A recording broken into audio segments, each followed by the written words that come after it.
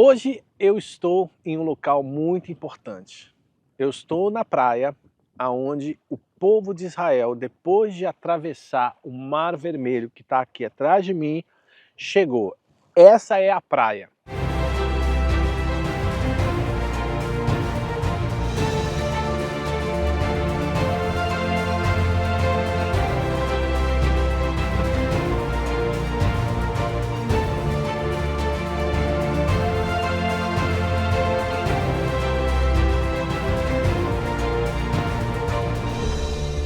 Você já parou para pensar o paralelo entre o Cântico de Moisés em Êxodo 15 e o Cântico de Moisés que João cita em Apocalipse 15?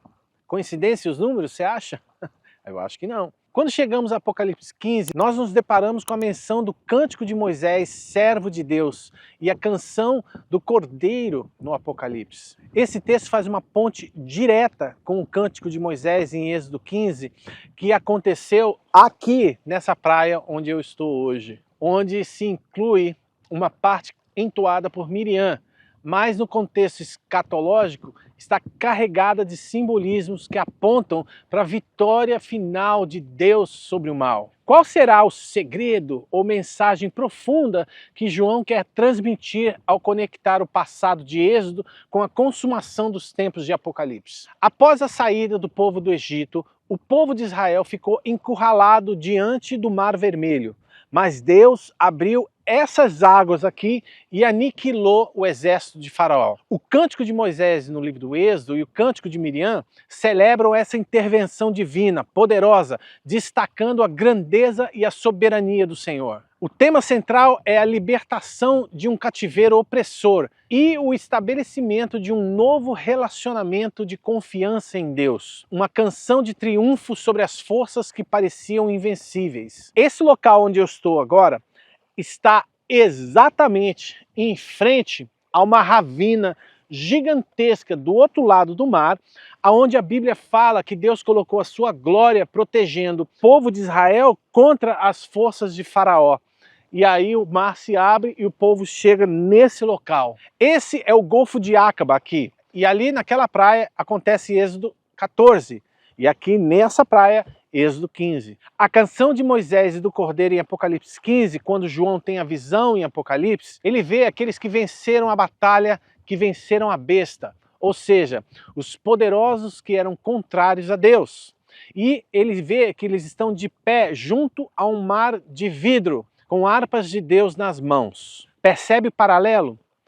Um mar e aqui a música, e da mesma forma em Apocalipse, um mar de vidro de frente do trono de Deus, com música também. Esses vitoriosos de Apocalipse começam então a cantar a canção de Moisés e a canção do Cordeiro. E vamos a alguns pontos. O mar de vidro, por exemplo, aparece em Apocalipse 4, 6 e novamente em 15, 2, e faz uma alusão, em parte, ao mar simbólico, onde qual se manifesta a glória de Deus, mas também faz lembrar o ambiente aquático do Êxodo.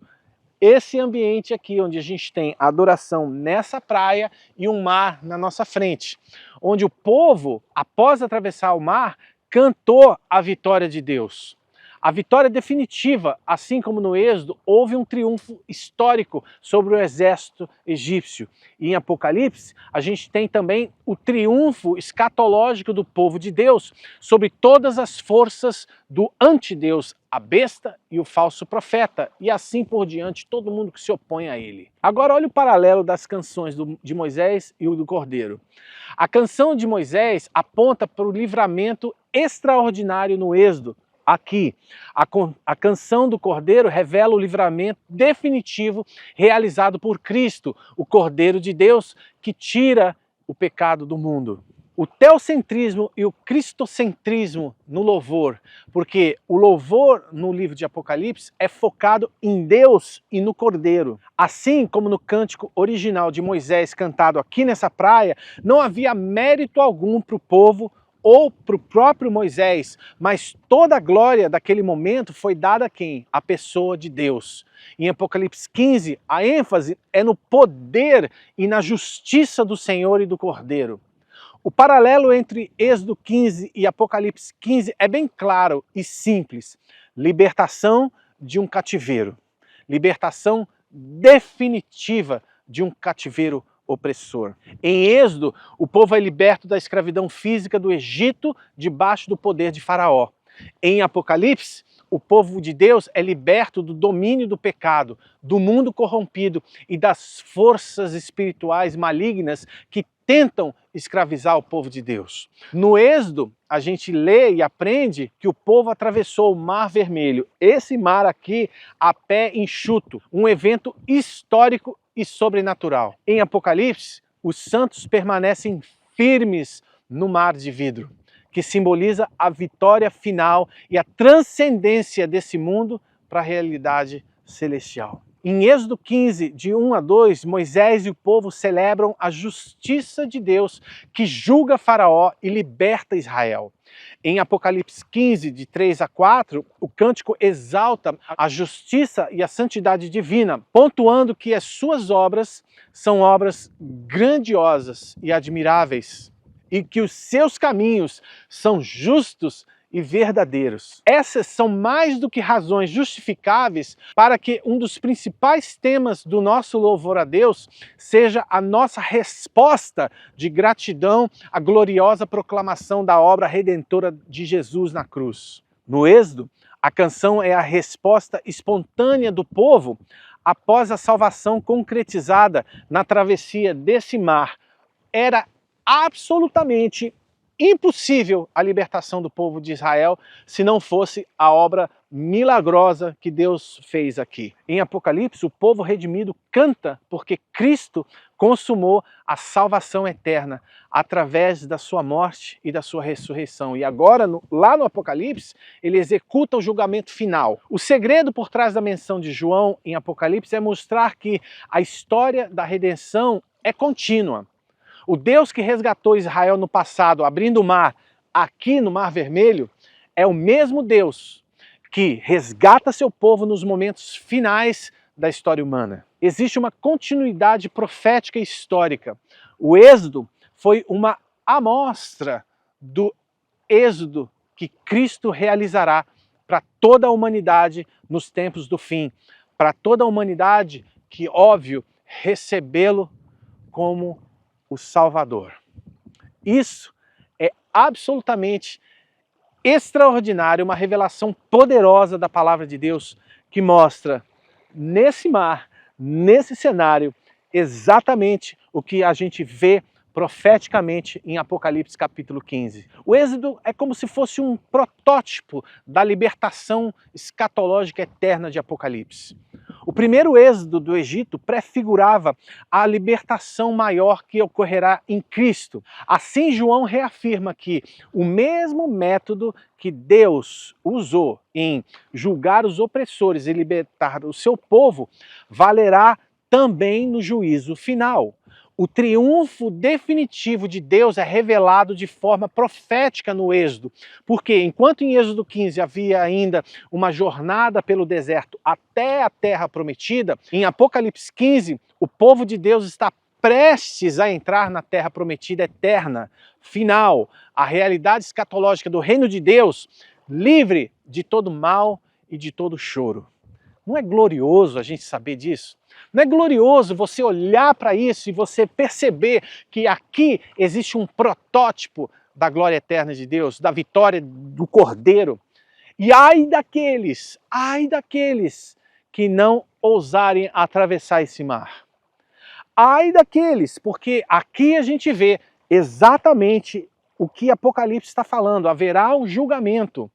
E aqueles que não atravessaram o mar, que significa entrar em aliança com Cristo, ficarão do lado de lá no julgamento eterno, na perdição eterna, que é um símbolo do Egito. Por isso eu afirmo a você que a centralidade do louvor verdadeiro entoado pelo povo de Deus, tanto no passado quanto no futuro, é marcado por canções que honram a Deus pelos seus atributos como poder, justiça, santidade, fidelidade, lealdade, soberania e todos os atributos da sua glória. O foco desse cântico não está em Moisés como o herói, nem nos santos de Apocalipse como vitoriosos por si mesmos, mas está em Deus e no Cordeiro, que efetivam a libertação eterna de quem é salvo em Jesus Cristo. Tá bom, Márcio, legal, mas qual a aplicação prática disso?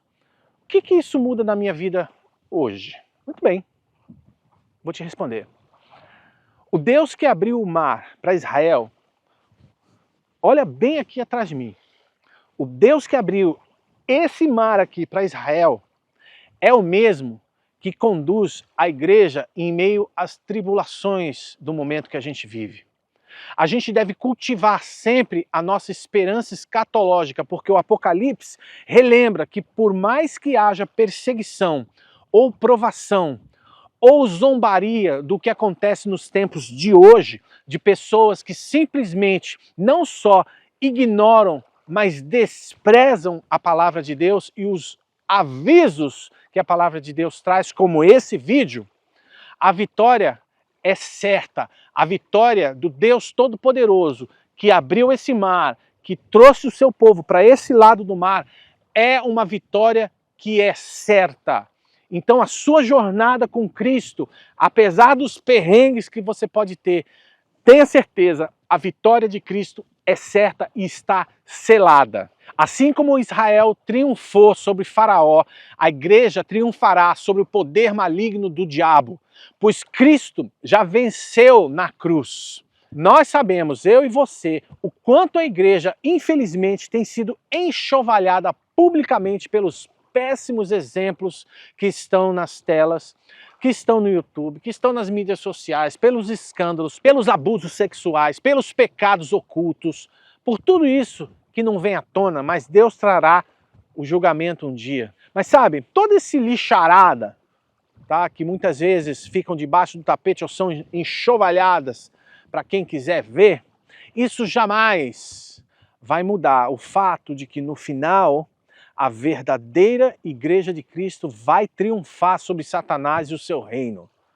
O verdadeiro louvor teocêntrico e cristocêntrico será triunfante contra as hostes das trevas. Esse é o exemplo do Cântico de Moisés nesse contexto. É por isso que a igreja precisa cantar louvores centrados na pessoa de Deus.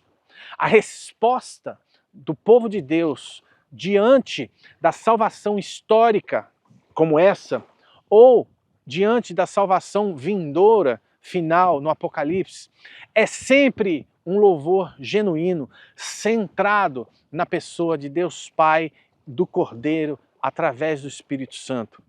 Em Êxodo capítulo 15 e em Apocalipse 15, a Bíblia nos mostra que a música que agrada a Deus é aquela que exalta seus feitos, seu caráter, a sua glória, e não a capacidade humana, não o talento humano, não o sentimento humano. A menção da canção de Moisés em Apocalipse não é um mero detalhe literário de João em Patmos. Essa é uma declaração teológica de que a intervenção divina, antes parcial e histórica no Êxodo aqui, encontra o seu ápice universal na obra de Cristo.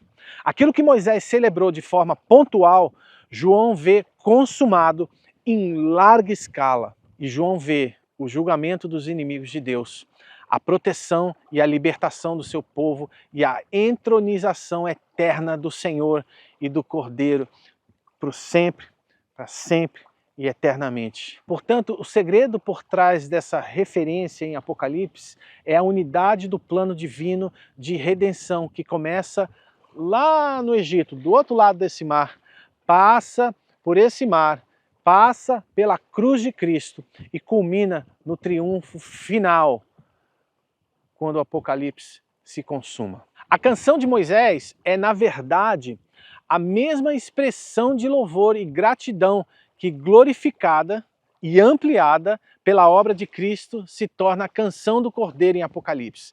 E no final, a gente vê a convergência perfeita entre o Antigo e o Novo Testamento. E o Deus que se revelou aqui no Mar Vermelho é o mesmo que reina eternamente com o Cordeiro em Apocalipse 15. A mensagem que eu queria deixar para você é clara. O passado que aconteceu aqui e o futuro que vai acontecer um dia em Apocalipse estão unidos pela mesma certeza de que Deus age para resgatar o seu povo e por isso merece toda adoração. Assim como o povo de Israel cantou em Êxodo 15 nessa praia e como os remidos cantarão em Apocalipse 15, também nós hoje podemos entoar canções ao Senhor reconhecendo a sua grandeza, o seu poder e a sua fidelidade em todas as gerações. Eu tinha aproximadamente 23 anos quando eu li esse trecho da Bíblia. Logo depois da minha conversão, eu jamais poderia imaginar um dia que eu viria até essa praia aqui e faria um vídeo sobre isso para você.